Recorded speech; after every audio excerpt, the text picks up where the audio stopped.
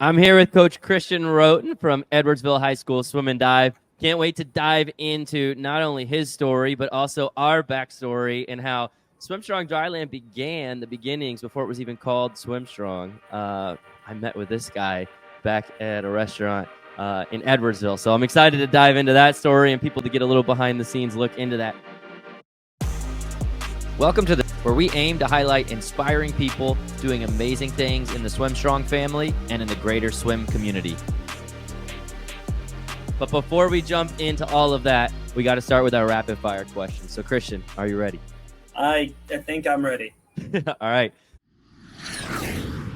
It's good enough for me. Here we go. First question. Favorite cartoon character of all time? Johnny Bravo. Ooh, nice. Good start. How about favorite movie of all time? Wayne's World. Okay, we're quick at these. If you were stuck on a deserted island and you get two people in the world, dead or alive, who would you pick to survive? I mean, I'd have to go with my wife and daughter. Fair Easy. enough. Fair. All right, let's go outside of your own family. Two people to survive. Kobe Bryant and Will Ferrell.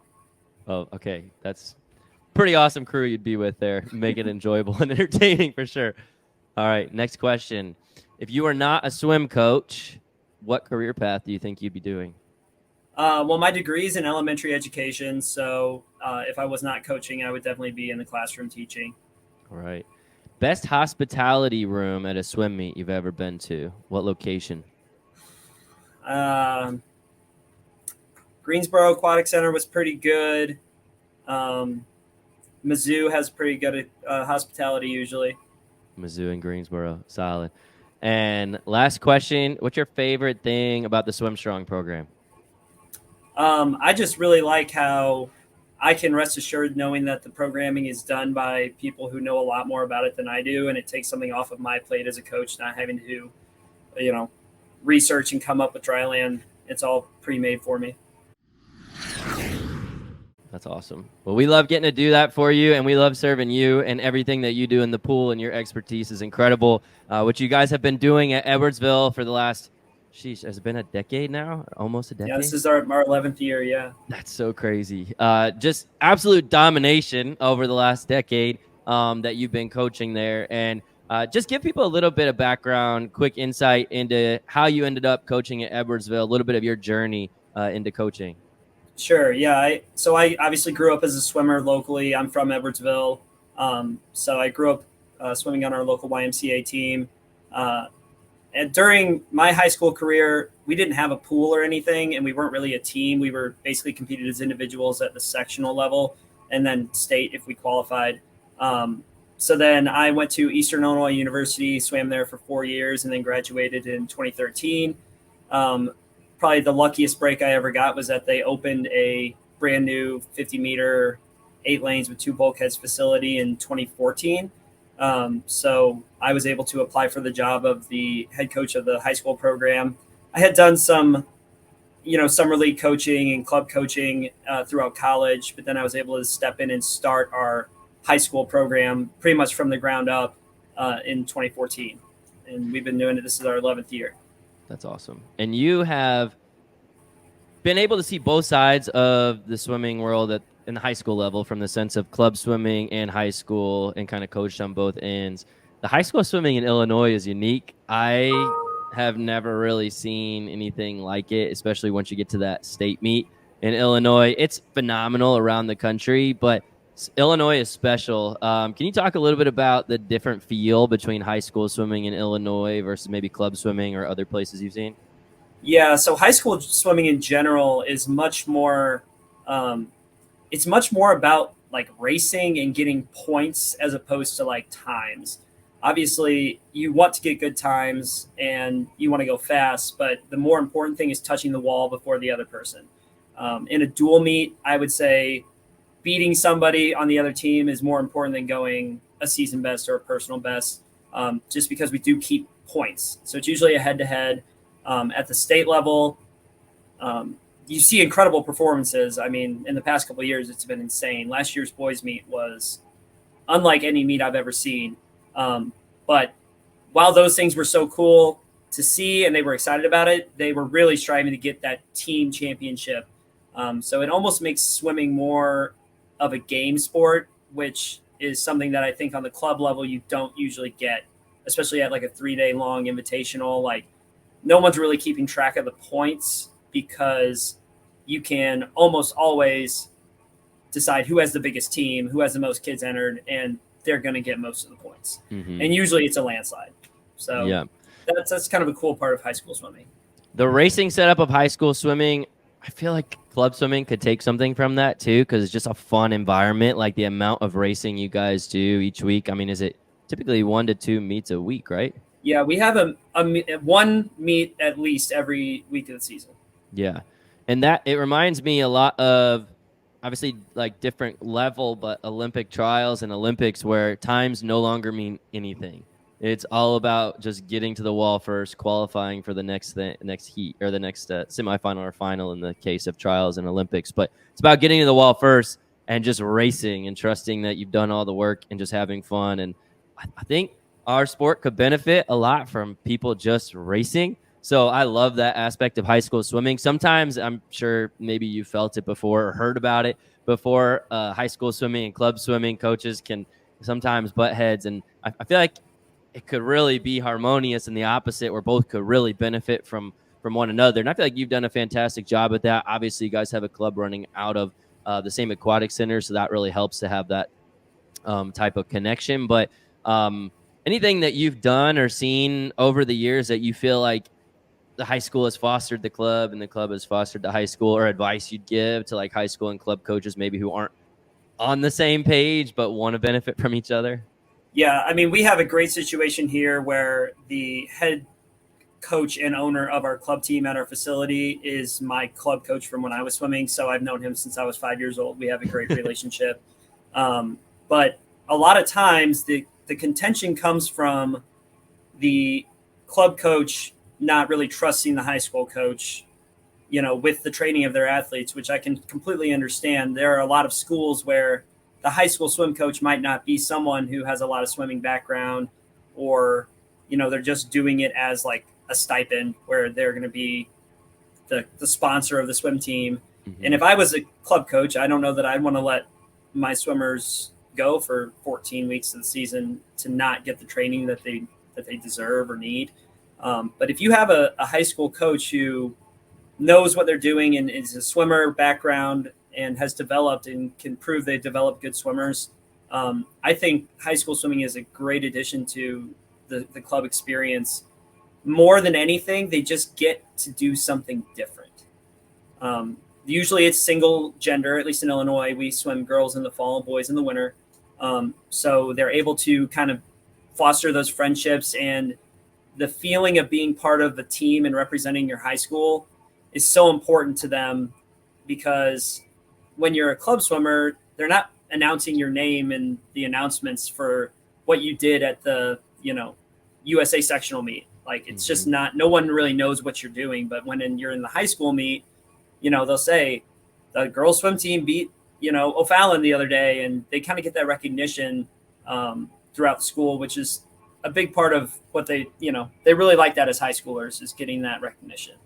Kind of a taste of college swimming almost, where you have that unique community. Given it's only for 13, 14 weeks in a college you're living together, but a little taste of that, which I think everybody loves college swimming, and the reason is it's just everybody gets so close, it's so tight knit, and you have such passion and pride for your school. It just means more, and I want club swimming to be like that too. Where club swimming can learn something from that, and then obviously like the training for people who have an extensive swim background like yourself, it's an amazing collaboration. For high school coaches who maybe don't have any background or are just sponsoring, what advice would you give as they talk to club coaches? Like what steps would you take as someone who's like, clearly I don't really have the caliber of coaching that the club coach does, so what advice would you give to someone in that position? Yeah, I would just say you have to communicate to the people who know what they're doing the best. So if I was someone who came in and I didn't have a great idea about swimming or how to train athletes or something like that, the first person I would go to is the local club coaches. And I'd say, hey, I'm the new high school coach. I want to learn from you so that we can both positively, give this athlete every aspect of this sport that we can. So learning from club coaches and creating that relationship is super valuable to any high school program. Yeah. Yeah. I mean, that's great advice for any high school coach out there listening, any club coach listening to just that type of collaboration. I feel like we can go so much further with this sport, the enjoyment of it, and the professionalism of it. Both those things together is a pretty dynamic combination. So I want to talk a little bit about, too, of our beginnings of our relationship and how we met. So back in Edwardsville with Coach Bob, shout out Coach Bob for giving both of us opportunities to coach, which really laid the foundation for being able to do the things that we're able to do and fall in love with the things that we fell in love with. And so major props to him and gratitude always for the people who give us opportunities that oftentimes, you mentioned luck, but you also deserved it. You worked your butt off and you have continued to work your butt off since you got the position. But oftentimes it feels like what a gift, an undeserved gift that someone gives us an opportunity to show what we're made of. And but we met in Edwardsville and we're coaching some together. And then after a few years, I moved out to Philadelphia and did some more coaching out there and some personal training. And then I remember coming back in 2018 and sitting down and talking to you about an idea that I had. I guess this would have been 2017 before I had officially moved back and SwimStrong was even created. Just sharing some ideas. Just want to hear from your perspective, like that conversation. We can go back and forth a little bit. What that conversation was about, what you were thinking, and kind of where we were at the time. Yeah, I vividly remember this conversation. We were at a local Asian eatery, and it's awesome. Eric had called me. He said, "Hey, I want to meet with you. I got this great idea. I want to talk to you about it. Pick your brain." And I'm like, "All right, yeah, that sounds great." So then he comes in and he kind of explained what would become SwimStrong. And at the moment I was like, I don't know how this could ever work, dude. This seems so like outlandish because no one had this idea before, So coming at it from like old school club swimming and now into high school swimming, like this was completely off the wall in the moment. But then I knew with Eric's passion, you could make anything work. And obviously has grown into a great program and successful business that's benefiting kids all over the world. It's so funny to think back because I remember sitting and thinking myself, is this going to work? It's something that I absolutely love, but, like you said, never really had seen anything like it. So it's like, you talk about dreaming big, you talk about working hard and putting your passion into something, and anything is possible. But then when it comes to actually doing it, it's absolutely terrifying. And you're a huge part of that because in Edwardsville, it was the pilot year, right? Before it actually like launched and became a virtual program open across the country and across the world now to anyone who wants to take their team or any individual athlete who wants to take things to the next level. And that was a really fun season, getting to work with you, learn from you, learn with you. And your passion is contagious too. And I think we have like very different ways of thinking as well. So I feel like we benefited so much from being around one another. And then now getting to be with you virtually and get to continue to work with EHS is super special. So you're one of my best friends from over a decade now. That's crazy. I feel old. It feels really old, but it's just so wild to look back and see that. And just want to encourage anybody who thinks anything is crazy to at least consider it, talk it out, see what it could be, and give it a chance before you say, hey, no, this could never work. And I feel like you did the same thing in taking the job at EHS and doing something that, I remember feeling like you were terrified when you first took the job because you're like, okay, I'm working with the school system now. Like, this is very, very formal. There's a lot that goes into it. It's more than just coaching the team, right? But you help with the gym classes, if I'm not mistaken, and some of the swim lessons. And so talk a little bit about your dive into, whereas mine was starting SwimStrong. Talk about your dive into being full-time with EHS and what led to that. Yeah, so they basically got a donation to build this facility, and there had been a huge push in Edwardsville for EHS to have a pool for decades and decades, and it never really came to fruition. They finally got the funding to build the pool, so they basically had the pool halfway done, and they were like, okay, so what are we going to do with this pool? So one of the things that they wanted to do, obviously, was to have competitive swimming for the high school, to become a interscholastic team, which means we compete against other teams in the area. We, have dual meets, things like that. They wanted to have a club swimming team in the pool after the high school gets done. So those two things kind of fell into place a little bit easier just because they were kind of preset. What they were going to do for the high school students that were not competitive swimmers was kind of open-ended. They were like, we're going to have students come over and swim. And we're like, okay. And they're like, and you guys are going to figure it out. And we're like, okay. So yeah, we've kind of developed a curriculum here where every student, it's a graduation requirement. So every student in the high school will come over for 3 weeks. And we do basic swimming skills. We do introduction to the 4 competitive swimming strokes. We actually, the last week, will introduce and play water polo, a modified version of water polo. A very, dumbed down version of water polo. It's not as intense as the real game. And then on the last day, we let them go off the diving boards, things like that. For some kids, they love it because they like to swim. It's a nice little break from the monotony of what they would be doing otherwise. Some people admittedly hate it because they don't want to get their hair wet. They did their makeup, et cetera, et cetera. But some of the cool experiences is every class, you have kids come in who cannot swim or are even terrified of the water. And throughout the 3 weeks, any progress we make with them is beneficial to them. So sometimes we take someone who's terrified of getting in the pool, and 3 weeks later, they're comfortable getting in the pool, which is a huge step for them, because otherwise they might not ever go to a pool again. They might avoid water at all costs. And, opening that door is pretty cool. We actually had, do you remember Sam Shaw? Oh yeah. She's married now, Sam Kistner, but she told me a story the other day. She's a counselor at our high school, and she had a guy come in like full Army fatigues. He needed her to sign something, and he looked at her. He said, "Do you used to teach swimming here?" And she was like, "Maybe." She didn't really know what to expect. Depends on what you're about to say. Right. He said, "I just want you to know that swim class is the reason that I became a Marine," which was wow, super cool. He wasn't a great swimmer, but we obviously don't remember him. We have hundreds of kids coming through here, but just to know that we affected somebody's life in, a positive way is pretty cool. Makes it all kind of worth it to have those kids come over. We hope you're enjoying this week's podcast. We want to take a quick break to shout out our sponsors. Resistance bands are a must-have for Dryland.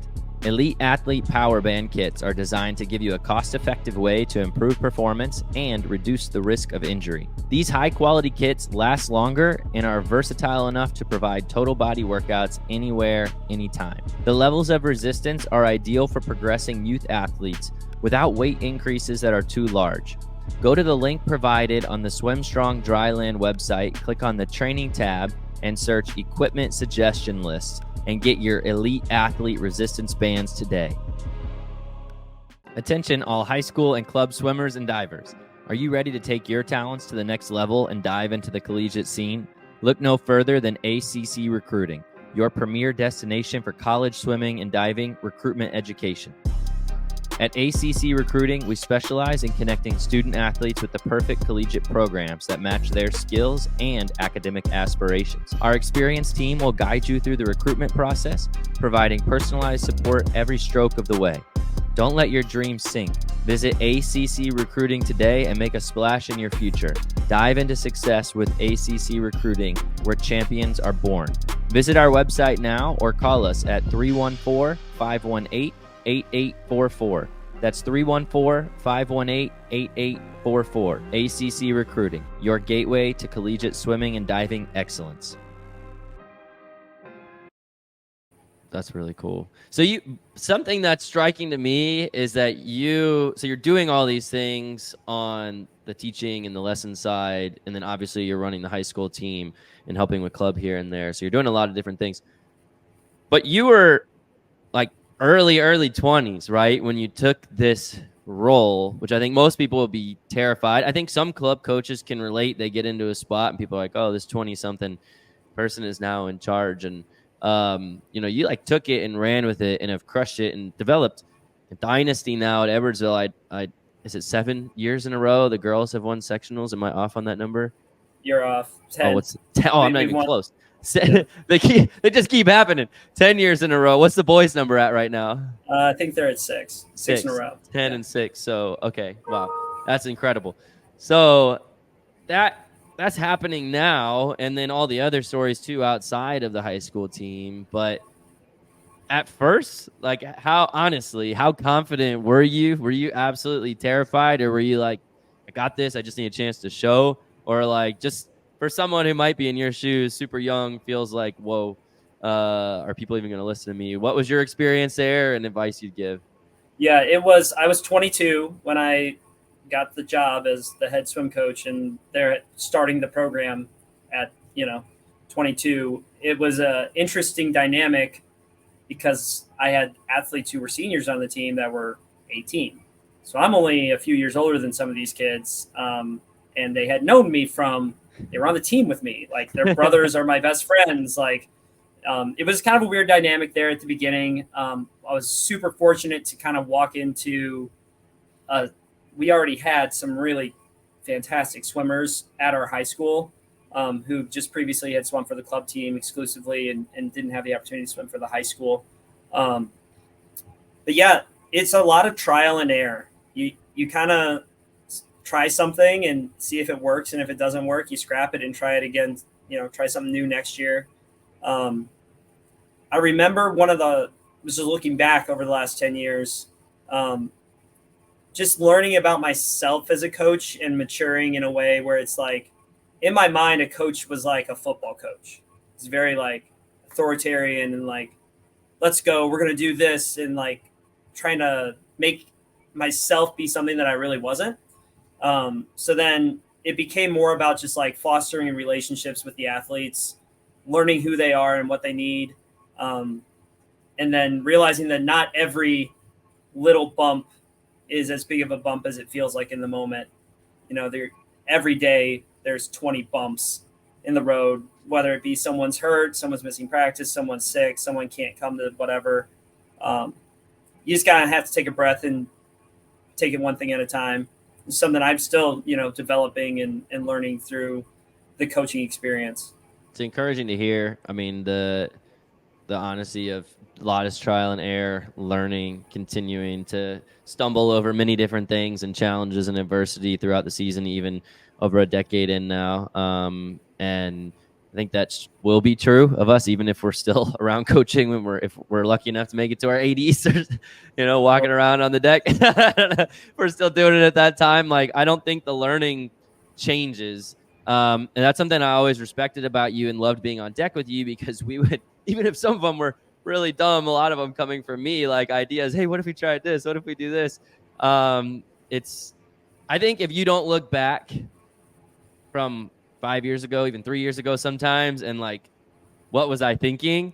I don't think you're learning. I don't think you're really doing anything special, because, I mean, obviously there's foundational things that we need to know that we should be doing, but there's certain ways, certain things that we try, certain ways of training, different exercises, sets, things that we do that we're like, oh my gosh, I would never do that again. Like, I remember vividly running into practice one day and being like, Christian, I think I found the golden key to the perfect taper. and we tried this taper and like followed this thing religiously in the water, and it did not work. And it was too much what we had done. And then it was back to the drawing board. But I remember being so excited about it after having looked at a lot of things over the years. And just completely flopped, and it's humbling. But at the same time, if you can't say that, if you can't admit it, then like, how do you get better? So I appreciate you talking about the trial and error. I'm sure there's many stories we could share of that, but I just feel like every day we'd walk into practice and we'd have some new idea or back and forth or thing that we were trying. And so it made it fun. Like, you're a lot of fun to be on deck with at meets, at practices. Can you talk about just bringing fun into swimming? I think that there's a bit more of a push for that right now, which I think is great. We're still, in my opinion, failing miserably at it across the board. But there are a few instances of like shining lights of like, oh, that looks like a fun thing to be a part of. That looks like an exciting meet to go to. And I don't know, talk about some of the fun we had on deck at meets, or some of the things you try to do to incorporate fun into the swimming world. Yeah, I mean, just looking back on my swimming career since I was 5 years old, like, I don't remember hardly any sets. I don't really remember many meets. What I do remember and the memories that I kind of cherish are just the connections. I think that is what inherently makes swimming fun, is the people that you're around. And you can see that with, like, you get pods of like friend groups that will come up and they're all together as their 8-year-olds, and they kind of become best friends, and then they kind of stick with the sport. Maybe they don't love it every day, all day, but they love their friends. And that's what keeps them coming back. Is swim practice is going to be hard today, and it's probably not going to be like fun to do, but at least I get to do it with like my friends.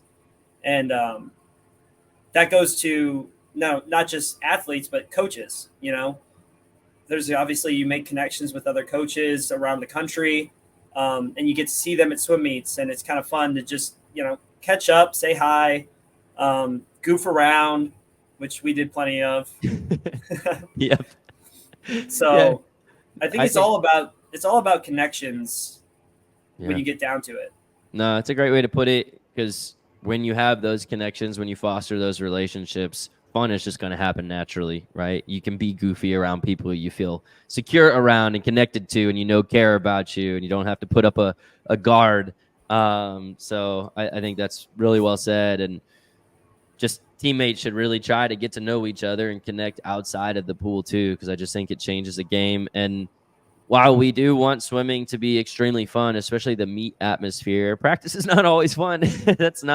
That's just not the way that it is. You know, hard training is still a thing for sure. And so you have to be able to see what's on the other side of that, and kind of the difference between joy and happiness. Happiness is always being on top of the world, but that doesn't last. But joy is like, I enjoy what I'm doing, even when it hurts, even when it's challenging, even when I'm going through adversity, because I see what's on the other side and it matters to me, and I'm doing it with people I care about. So I think that's really cool. I want to ask you, just to wrap this up, give me a little bit of just a preview of the season here. I know we're in the beginning stages still of the season, but about almost a third of the way through at this point. Yep. The high school season in Illinois, at least. What things are you excited about the team this year? Right now, you guys are in girls season, but so we'll focus specifically on that right now. What are you looking forward to for the team in general this year? Yeah, we have a really talented team this year. Brought in some good freshmen. I would say we're in one of the better spots we've ever been in, and since I've been coaching, just as far as top end talent and depth. We're about to start a stretch where we're going to be out of town for the next 5 Saturdays in a row. So we're going to Springfield Normal, then we'll be up in Chicago, and then we go back to Springfield. So this is the stretch where it tests us as coaches more than anything, just because Saturday's out of town, you're away from your family, traveling can be, tenuous, things like that. But on the other side of that is these travel meets are one of the key places where those relationships are built between the athletes. So like you have the bus rides. I can't tell you how many times we have seniors say their favorite memory of high school swimming at all was the bus ride up to X. That's they're forced to be together. And when they're forced to be together, they learn how to have fun with each other. There's no other place to go. You're stuck on a bus for 4 hours. So like, you better get along and figure it out. So yeah, we have that coming up, and then we kind of have a home stretch in October, and then we're right into sectionals in state at the middle of November. So we have some lofty goals this year. I think definitely attainable, but it's going to be some hard work, and the girls know that. So they're working hard right now. That's exciting. Ladies, let's crush it. So going for number 11 in a row now, and then followed by number 7 in a row for the boys. Pretty cool legacy to keep chasing after. You know, you always hear how getting to the top, it's not easy, but it's much easier than staying at the top.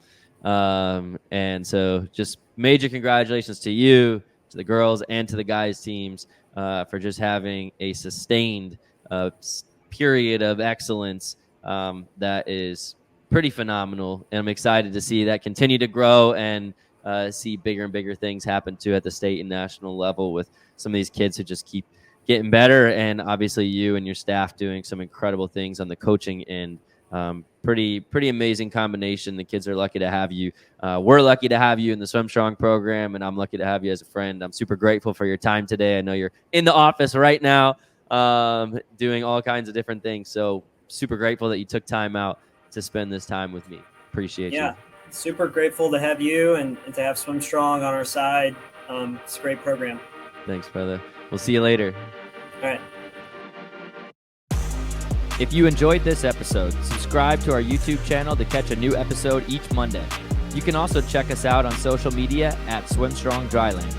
If you would like to join the SwimStrong family, visit our website at swimstrongdryland.com.